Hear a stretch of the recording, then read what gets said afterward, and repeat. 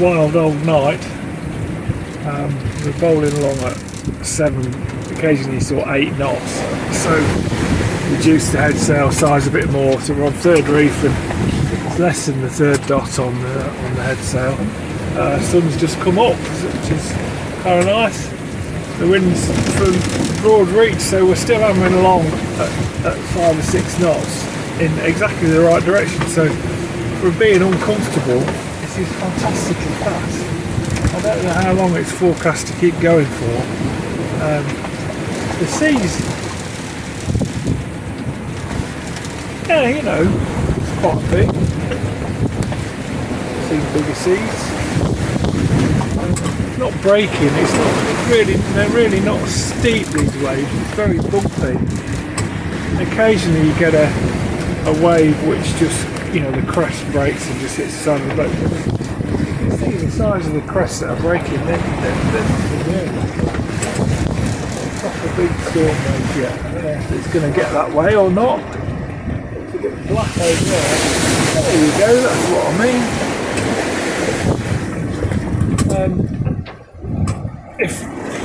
Dear me, it's hard work standing still.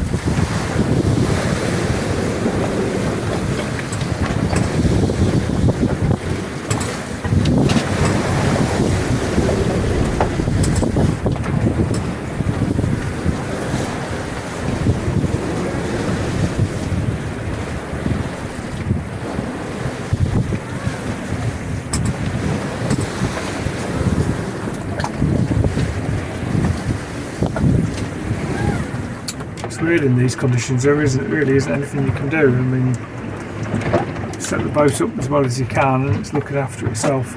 Just look after yourself, don't let yourself falling over downstairs. The wind's died down a little bit now, but about 5 minutes ago it was howling. You could hear it howling in the rigging, and the waves are now getting quite big.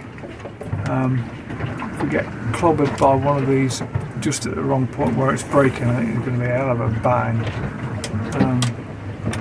Sort of beam onto them all. They're not so big they're going to roll us over or anything. They're miles away from that, so I'm not particularly worried at the moment.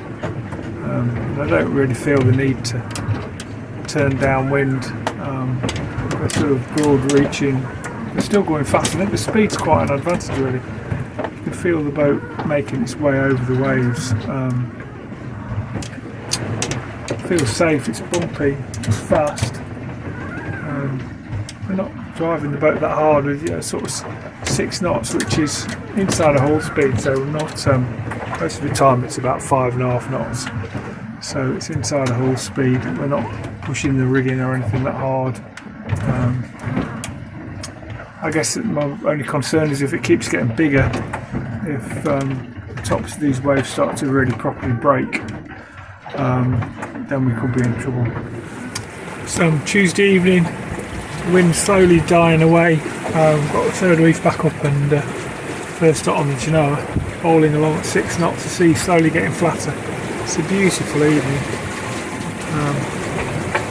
Very blue sky, 1 or 2 clouds around. Sun's just on the way down. Maybe get a good sunset in of it. Anyway, very relaxed.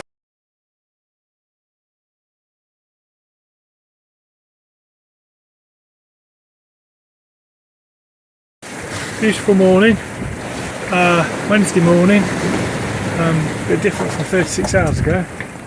Quick look round.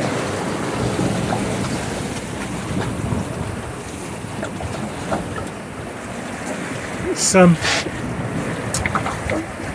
George died in the night. His gears are all macked up inside.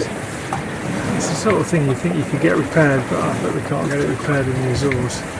I'm not going to worry too much about it. We've got a spare, and there's going to be 2 of us on the way back, so 200 miles to go. This thing seems to be broken, so there's something wrong with the 12 volt system because the charge is not working, so I've got that on charge. I've used that to charge my phone up this morning. Should be arriving tomorrow, so not really a problem. I've run the engine for a couple of hours to charge the batteries up, but the solar controller is actually working and it is pumping charge into the batteries. It's just the little thing that I use that comes off the solar controller that I use to charge the batteries doesn't work, and the 12 volt plug-in car charge is not working, so frustrating. Lots of things to fix when we get to Terciera. It's a beautiful morning, and the wind, bless it, has just come round far enough to allow me to put the mainsail up and go on a reach. And with the big blade on Sven, he's steering really quite well, even though the rope jammed into the thing, so that the blade's not properly down. But he's getting away with it. I shall look forward to getting into a place where I can get out the back and fix that properly.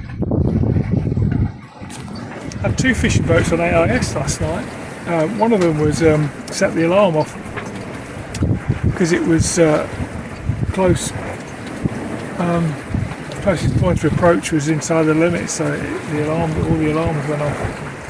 The other one, it might not have been a fishing boat, actually, it might have been a yacht going east,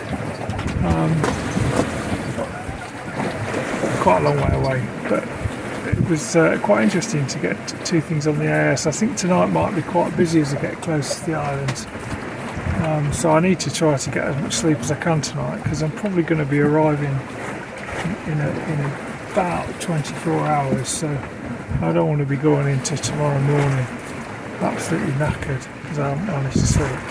So I shall get as much sleep as I can today. It's not often you get to stand up and stare out in the ocean. It's so quiet. And we're gliding along at 3.5 knots. It's so beautiful. Land ho, you probably can't see it, but there is land there, definitely see land there. We're about 20 miles away.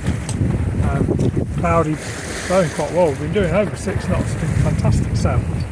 The sky's just clearing, so it's really lovely. Just giving it back to Sven, who's just about got it. Yeah, time for a cup of tea, an apple, a bit of a snack. Rate should be there in about 4 hours, which is fantastic.